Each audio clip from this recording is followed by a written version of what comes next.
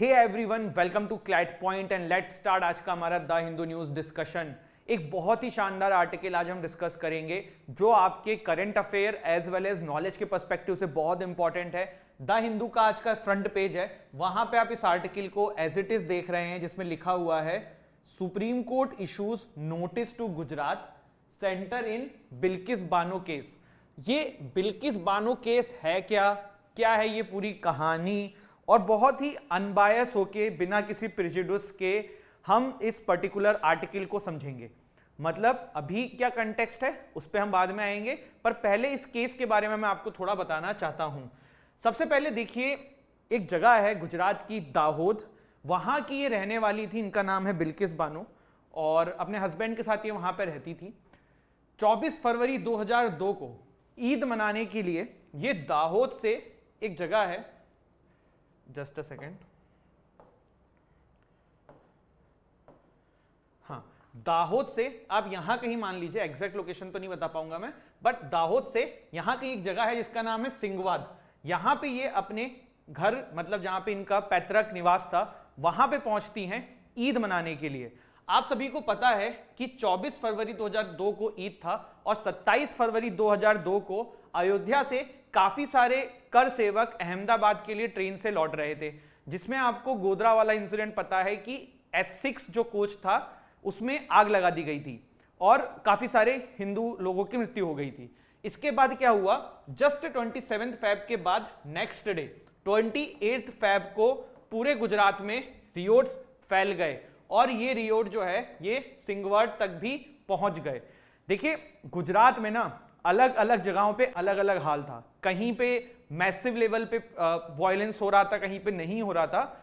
सिंगवाड़ जो जगह है ना, यहां पे बहुत ही मैसिव लेवल पे हालात बिगड़ गए, वायलेंस होने लगा और उसके बाद सिंगवाड़ के लोगों ने अपने आप को ग्रुप में डिवाइड करके अगल बगल के जगहों पे भागने की कोशिश करी।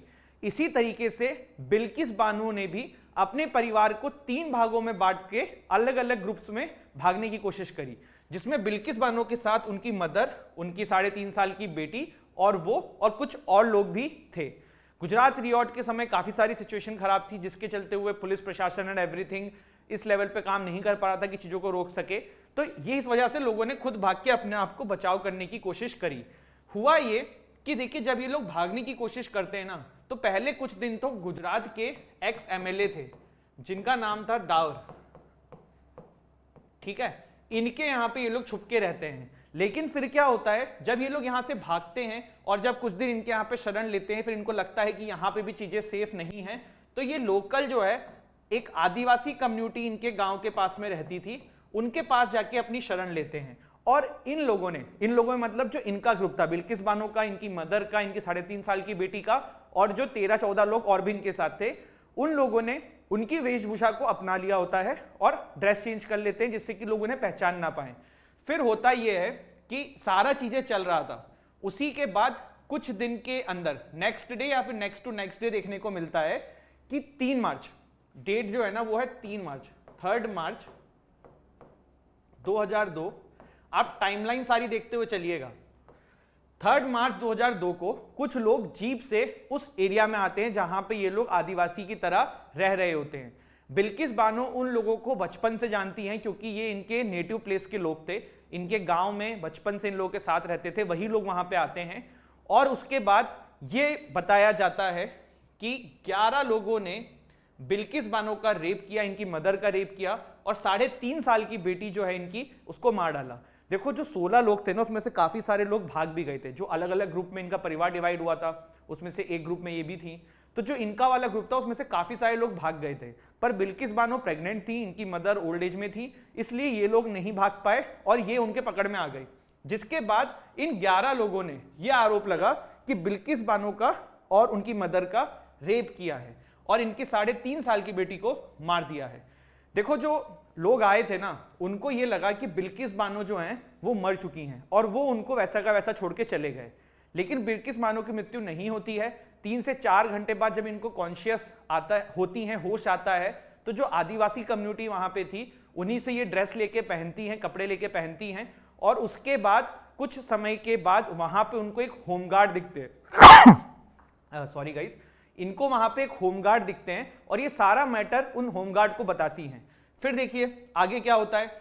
इसके बाद देखिए जब सारी चीजें हो जाती हैं, उन होमगार्ड तक बात पहुंचती है, तो नियरेस्ट जो पुलिस थाना था ना, उसका नाम था लिम्बखेड़ा। देखो स्पेलिंग थोड़ी बहुत हो सकती है, हिंदी में उसका जगह का नाम था लिम्बखेड़ा। लिम्बखेड़ा के अंदर जो पुलिस उस समय इंचार्ज रहते हैं उनका नाम था सोम सिंह। क्या नाम था? सोम सिंह।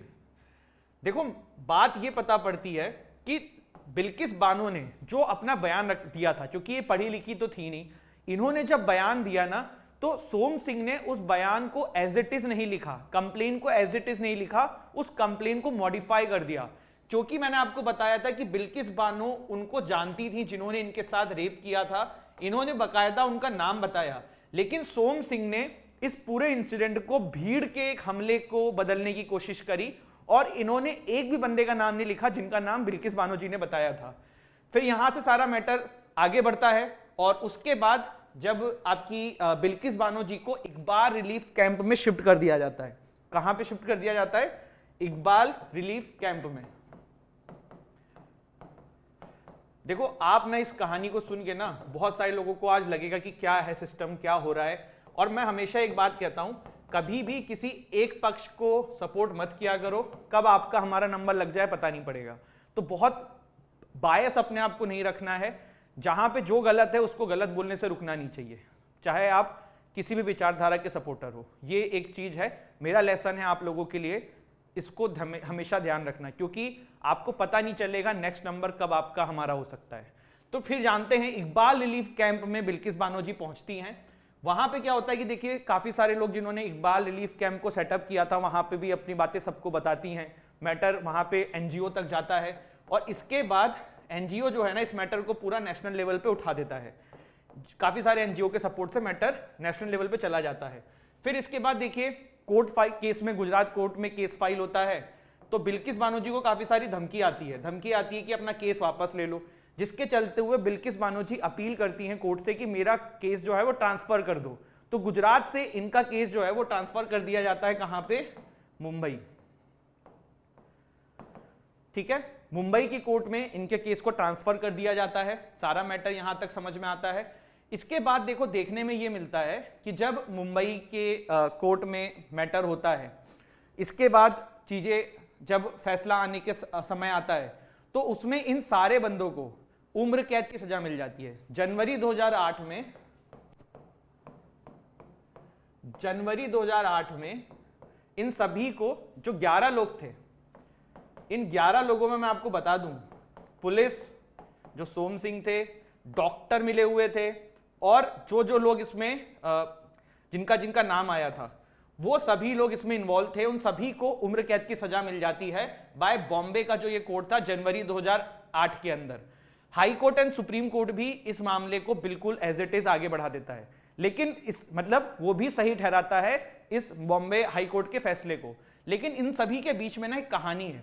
कहानी ये है कि जब ये मामला एनजीओ तक पहुंचता है ना, तो जो एनजीओ होता है वो सुप्रीम कोर्ट में अपील करता है। कहां करता है? अभी इससे थोड़ा पहले वाला चैप्टर पे चल रहे हैं, क्योंकि मैंने आपको बताया कि बिल्किस बानो ने बहुत बार केस फाइल करने की कोशिश करी, पुलिस तक रीच करने की कोशिश करी, पर चीजें हो नहीं रही थी। तो जब ये एनजीओ में थी ना, जब ये मैटर बहुत ज्यादा आगे बढ़ा, तो एनजीओ ने सुप्रीम कोर्ट में मामला दायर किया और सुप्रीम कोर्ट ने सीबीआई इसके पीछे लगा दी। और जब सीबीआई इसके पीछे लगाई ना, तब बहुत सारी चीजें सामने आई। जैसे कि सबसे पहले सीबीआई की रिपोर्ट में ये बात है, ये रिपोर्ट आपको मिल जाएगी, आप पढ़ सकते हो, मैं आपको समराइज फॉर्म में बता रहा हूं। सीबीआई ने अपनी रिपोर्ट में बात रखी कि सोम सिंह ने मक्कारी करी है, उनको जो बात बताई गई थी उन्होंने वो नहीं लिखा है। दूसरी चीज ये पुष्टि हुई कि हाँ रेप हुआ है, एग्जैक्ट रेप हुआ है और उनके बॉडी पे काफी सारी इंजरी भी थी बिल्किस बानो जी की। सीबीआई की एक रिपोर्ट में ये भी आया कि जो समय की पुलिस थी उन्होंने काफी सारे बॉडी को छेड़छाड़ करके मैटर को दबाने की कोशिश करी थी। 3.5 साल की इनकी बेटी की बॉडी गायब करने की कोशिश करी थी, जबकि इनकी बेटी 3.5 साल की जो थी उनकी भी मृत्यु हुई थी। तो ये सब चीजें जब सबूत सामने आया, उसके बाद मैटर आपका जो है बॉम्बे कोर्ट में गया और सीबीआई ने एक चीज और बोली थी कि पुलिस ने ना अपनी क्लोजर रिपोर्ट भी फाइल कर दी थी कि भाई ये ऐसा कुछ नहीं हुआ है, ये सब भीड़ के द्वारा किया गया था। बाद में सीबीआई ने जब जांच किया ना, तब पता पड़ा कि पुलिस ने जो टाइमिंग लिखी थी ना वो भी गलत लिखी थी। बहुत बड़ा लेवल पे पूरा का पूरा फेक चीज बनाई गई थी। तो यहां पे भी थोड़ा सा रुकते हैं, पहले हम इस सिस्टम को समझने की कोशिश करते हैं कि एक महिला जो इतना कुछ फेस कर रही थी उसके साथ कितने बड़ा मैसिव लेवल पे क्या क्या चीजें हो रही थी, और इसमें पूरा प्रशासन इन्वॉल्व था। प्रशासन मतलब उस समय जो वो पुलिस थे, सोम सिंह, जो डॉक्टर जिन्होंने इनकी मेडिकल रिपोर्ट बनाई, उन्होंने कुछ किया ही नहीं, उन्होंने रिपोर्ट में चीजें खारिज कर दी कि कोई रेप नहीं हुआ है, कुछ नहीं हुआ है, और पूरा मैटर को भीड़ का एक गुस्से की तरह बता दिया गया। अब यहां से फिर वापस पहले वाले मामले पे आ जाते हैं कि मामला जब है, जब सीबीआई ने पूरा इंटरफेयर किया, सुप्रीम कोर्ट ने इंटरफेयर किया, चीजें हुई, तो भाई साफ साफ चीजें ये हुई कि मामला जो है आपका मुंबई हाईकोर्ट ने स्पष्ट शब्दों में ये कह दिया, सॉरी मुंबई हाईकोर्ट कह रहा हूं, मुंबई की जो कोर्ट था जहां पे केस फाइल था, कि भाई ये सभी लोग दोषी हैं और इन 11 लोगों को उम्र कैद की सजा मिलेगी। इसके अगेंस्ट में इन्होंने हाईकोर्ट में अपील किया, वहां भी हाईकोर्ट ने कहा इनको उम्र कैद की सजा मिलेगी। फिर मैटर सुप्रीम कोर्ट में गया, सुप्रीम कोर्ट ने भी कहा कि इनको उम्र कैद की सजा मिलेगी। अब आप ये समझ लो कि देश की 3 कोर्टें, 3 लेवल की कोर्टें क्या गलत बात बोलेगी, मतलब बिल्किस बानो जी के साथ गलत हुआ था, उसको छुपाने की कोशिश करी गई थी। अब ये मामला न्यूज में क्यों आया था बाद में, उसको भी देख लेते हैं, ठीक है। एक सेकेंड यार, ठीक है। अब ये मामला न्यूज में क्यों आया था ये देख लेते हैं, ठीक है। ये मामला न्यूज में इसलिए आया क्योंकि 15 अगस्त 2022 को, कब, 15 अगस्त 2022 को इन 11 कन्विक्ट्स को बरी कर दिया गया, जबकि इनको क्या मिला था, उम्र कैद की सजा मिली थी। तो पहले तो किस लॉ के तहत ये चीज होती है, पहले ये समझने की कोशिश करते हैं। तो हमारा जो कॉन्स्टिट्यूशन है उसका article 72 and if I am not wrong article 161, ठीक है, हाँ यही है। ये दोनों आर्टिकल जो है ना, ये प्रेसिडेंट और गवर्नर को पावर देता है कि वो जरूरत पड़ने पे किसी को फैसला, किसी की सजा को कम कर सकते हैं, उसको रिहा कर सकते हैं। लेकिन यहां पे इन आर्टिकल का यूज नहीं हुआ था। यहां पे किन आर्टिकल का यूज हुआ था, देखो सीआरपीसी का सेक्शन 432 है, क्या है सीआरपीसी का सेक्शन, आपको दिख नहीं रहा होगा आई थिंक कलर की वजह से, सेक्शन 432 ऑफ कहां का, सीआरपीसी का। तो सेक्शन 432 ऑफ सीआरपीसी ये पावर देता है स्टेट गवर्नमेंट को कि वो नीड पड़ने के ऊपर लोगों की सजा को कम कर सकते हैं। आप बहुत बार देखते हैं कि जब किसी पर्टिकुलर स्टेट का स्टेट डे होता है या किसी बड़े लीडर का बर्थडे होता है, कुछ होता है, तो काफी सारे कैदियों को रिहा किया जाता है। तो ये आपको समझना होगा कि यहां पे क्या हुआ था, ठीक है। इतनी चीजें क्लियर हुई। अब सेक्शन 432 सीआरपीसी पावर तो देता है, लेकिन गुजरात गवर्नमेंट ने कौन से लॉ का यहां पे यूज किया था, तो there is a law by the name of Gujarat माफी लॉ, ठीक है, इसको हिंदी में बोलते हैं गुजरात माफी कानून। तो ये जो कानून था इसका यूज करके गुजरात सरकार ने इन 11 लोगों को रिहा किया था। देखो क्वेश्चन ये उठा कि गुजरात सरकार के पास तो बहुत सारे लोगों की लिस्ट होगी जिनको कि जो लोग बड़े बड़े मामलों में सजाए काट रहे होंगे, तो सिर्फ इन 11 लोगों को ही क्यों रिहा किया गया, ठीक है। दूसरा क्वेश्चन ये कि देखो गुजरात माफी जो लॉ था ना, ये एक बार अमेंड हुआ था। एक्चुअली ये जो कानून है आपका, ये 1992 का है। कब का है, 1992 का, जिसको 2004 में अमेंड भी किया गया था। तो 2004 में क्या किया गया था कि भाई किसी ने 2 साल से ज्यादा की, अगर कोई ऐसा क्राइम किया जिसमें 2 साल से ज्यादा की सजा है, तो इस कानून का 2 साल नहीं, किसी ने 2 या 2 से ज्यादा लोगों को मारा है तो उसको जो है इस कानून के तहत बरी नहीं किया जा सकता। प्लस कोई रेपिस्ट है तो उसको भी नहीं किया जा सकता। अब आप कहोगे कि गुजरात सरकार से पूछा गया कि भाई आपने फिर इस कानून के तहत इनको कैसे बरी कर दिया, जबकि ये कानून तो इस चीज को अलाउ ही नहीं करता है। यहां पे देखो ये चीज करेक्ट कर लेना, 2014 में अमेंडमेंट हुआ था, नॉट 2004। मैं एक बार फिर से लिख देता हूं, ये जो आपका अमेंडमेंट हुआ था गुजरात माफी लॉ का, जो कि 1992 का लॉ है, उसको 2014 में अमेंड किया गया था, जिसमें काफी सारी चीजें स्ट्रिक्ट कर दी थी कि 2 से ज्यादा मर्डर किसी ने किया या कोई रेपिस्ट है तो उसको इस कानून के तहत माफी नहीं मिल सकती है। अब गुजरात सरकार से यही क्वेश्चन पूछा गया कि भाई आपने कैसे माफी दे दी, अगर इस कानून के तहत माफी नहीं दी जा सकती तो आपने माफी कैसे दे दी। तो गुजरात सरकार ने बोला कि देखो ये जो बिल्किस बानो जी का मामला था ना, ये 2014 से पहले में था, तो यहां पे ना 1992 वाला कानून लगेगा ये वाला नहीं लगेगा, और इसी के तहत हमने इनको बरी कर दिया। क्लियर हुई ये बात? किसी को दिक्कत है इतने में? कोई प्रॉब्लम समझने में? ठीक है। इस कानून का नाम है गुजरात माफी नीति, ठीक है, गुजरात माफी लॉ। अब 1992 का कानून था, 2014 में अमेंड किया, जिसके तहत इन 11 कन्विक्ट्स को यहां पे रिहा कर दिया गया। क्वेश्चन ये उठा गुजरात सरकार से कि आपने सिर्फ इन 11 ही कन्विक्ट्स को क्यों बरी किया?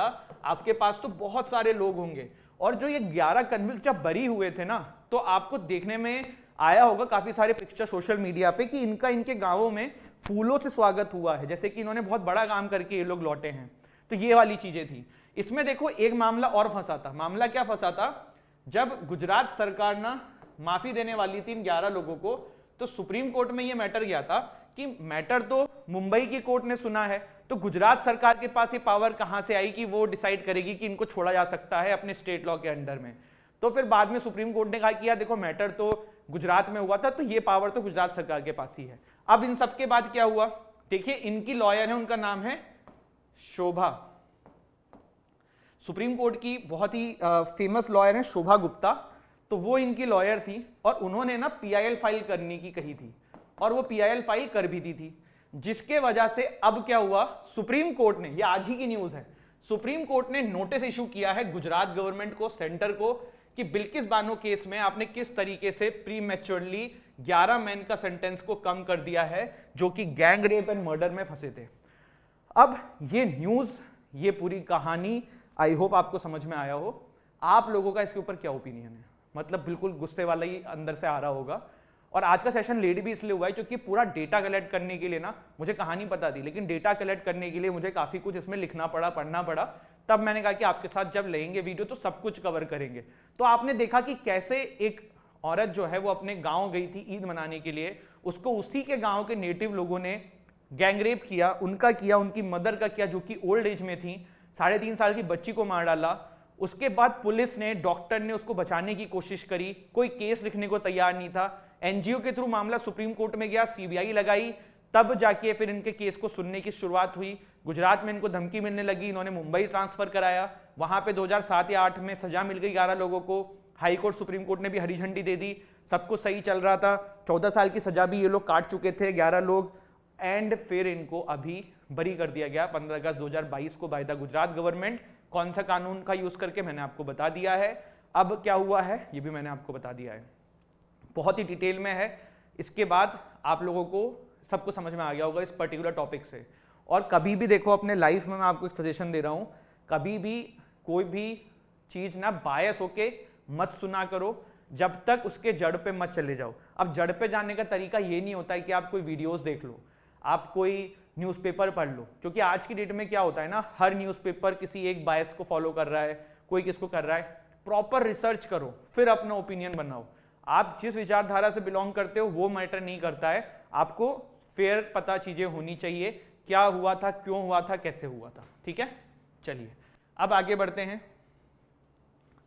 इसको यहाँ पे मिनिमाइज करते हैं और आज का न्यूज़पेपर खोल लेते हैं। देखो आज के न्यूज़पेपर में ये फ्रंट पेज की न्यूज़ थी जो हमने डिटेल में कवर कर ली है, इसमें अब आपका कुछ बचा नहीं है। ये देखिए, Supreme Court issue notice to Gujarat centre in Bilkis Bano case. ठीक है, अब इसमें मुझे नहीं लगता ही कुछ बचा होगा।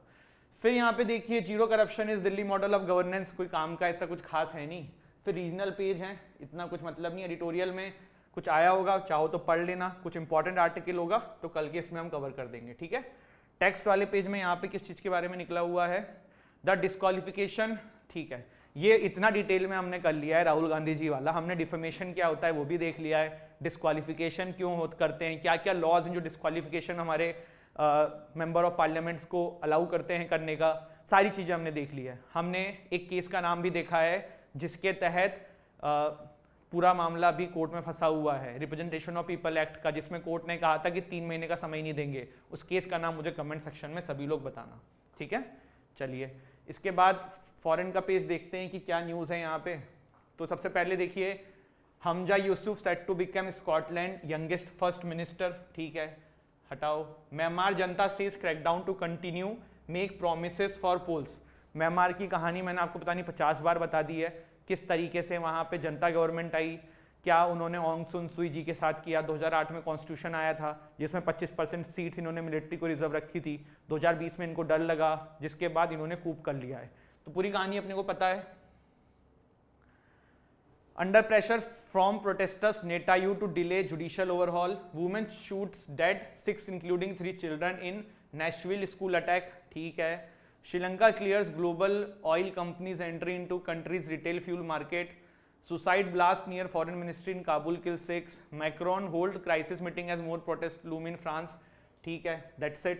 तो ये था हमारा आज का session and don't forget to check our app. अगर आप क्लैट 2024 की तैयारी कर रहे हो, एवेंजर बैच रिवॉल्यूशन है क्लैट के प्रिपरेशन में, 21,999 का ये कोर्स है। दिसंबर तक तो कोर्स रहेगा ही रहेगा, प्लस 3 से 4 महीने का आपको एक्स्ट्रा एक्सेस भी रहेगा जिससे कि आप ओलेट्स के एग्जाम जो दोगे, अदर लॉ एंट्रेंस टेस्ट, तब भी आपके पास चीजें रहें। 7 books, mock test, live classes, personal mentorship, सब कुछ है। क्लैट 2025 की जो बच्चे तैयारी कर रहे हैं उनके लिए हमारा विजेता बैच शुरू हो चुका है। क्लैट 2024 का विजेता बैच जो है 2 साल का कोर्स है और सिर्फ 32,999। इसीलिए मैं कहता हूँ रिवॉल्यूशन है। पता है आजकल क्या होता है, हमारे पास तो बहुत सारे बच्चे भी इनरोल हैं, करीबन जो भी हमारे बच्चे हैं, नंबर नहीं बोलता हूँ छोड़ो, तो वो लोग तो बड़े खुश हैं, उनसे सबसे बात होती है। अब क्या है ना, हम लोग देखो मार्केट लोगों की खराब कर रहे हैं। हम भाई बच्चों को वो क्वालिटी, वही चीज़ें जो लोग इतना पैसा लेके देते हैं हम बहुत कम में दे रहे हैं। कुछ लोग ना इसको स्पैमिंग करने लग गए हमारे कमेंट्स पे कि फ्रॉड है, ये है, वो है। तो भाई आप लोग कर रहे हो जो फ्रॉड कर रहे हो, हम लोग नहीं कर रहे हैं। ठीक है, जो है सामने है, लाइव क्लासेस हैं और डेमो भी अवेलेबल है। आप क्या करो ना, एप्लीकेशन पे डेमो देखो, चेक करो। अगर आपको अंतर लगे ना मत लेना, पर अगर अंतर नहीं लगे तब फिर अपना पैसा वेस्ट मत करना। क्लैट पॉइंट इज हियर, हमेशा रहेगा। मैं आपके साथ हूं, हमारी टीम आपके साथ है। आप कहीं भी कोचिंग लें, आप हमसे लें, बाहर भी लें, तब भी आपको हमारी जरूरत पड़ती है, यू कैन कॉन्टेक्ट अस। ठीक है, तो it's all up to you. But मेरा ये कहना है कि जब कोई रिवॉल्यूशन लाने की कोशिश करता है तो अगल बगल लोग उसको दबाने की कोशिश करते हैं, उसी के लिए कुछ स्पैमिंग हो रही थी।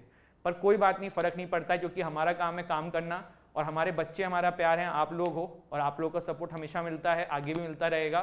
Thank you so much. जय हिंद, जय Bharat, and please do like, share, subscribe this channel.